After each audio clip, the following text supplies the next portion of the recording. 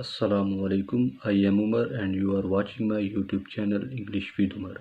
आज का हमारा टॉपिक है अल्फ़ाबेट। तो वीडियो शुरू करने से पहले आपसे रिक्वेस्ट है कि मेरे YouTube चैनल को सब्सक्राइब कीजिए ताकि आप तक मेरी वीडियोस पर वक्त पहुंच सकें। तो देखते हैं कि अल्फ़ाबेट होता क्या है। अल्फ़ाबेट को उर्दू में कहते हैं हरूफ़ तहज्जी।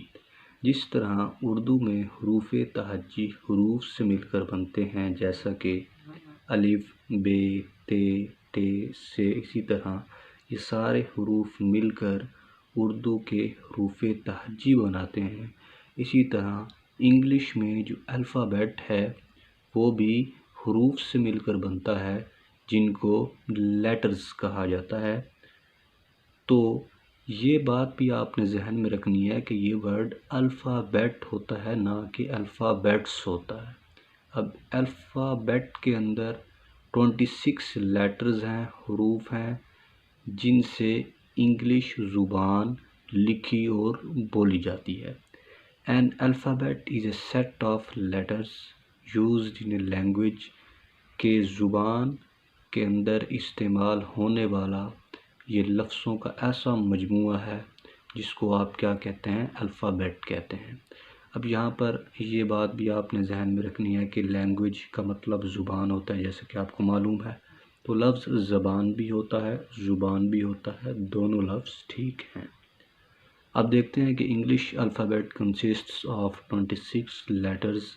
कि इंग्लिश अल्फ़ाबेट में 26 लेटर्स होते हैं और उनसे आप लोग ऑलरेडी फेमिलियर हैं, जैसा कि ABCD अप टू Z।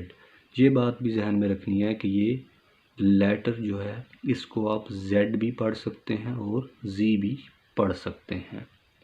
उसके बाद आते हैं काइंड्स ऑफ लेटर्स की तरफ।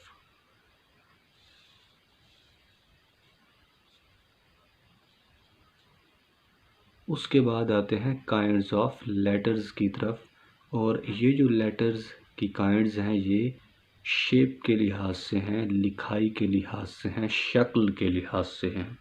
तो फर्स्ट टाइप है कैपिटल लेटर्स, यानी कि जिसे आम अल्फाज में बड़ी ABC कहा जाता है, क्योंकि ये ऐसे लेटर्स हैं जिनका साइज़ ज़रा लार्ज होता है, जैसा कि ABCD अप टू Z आपके सामने लिखी हुई है। इससे ये आप लोग इसके बारे में ऑलरेडी जानते हैं।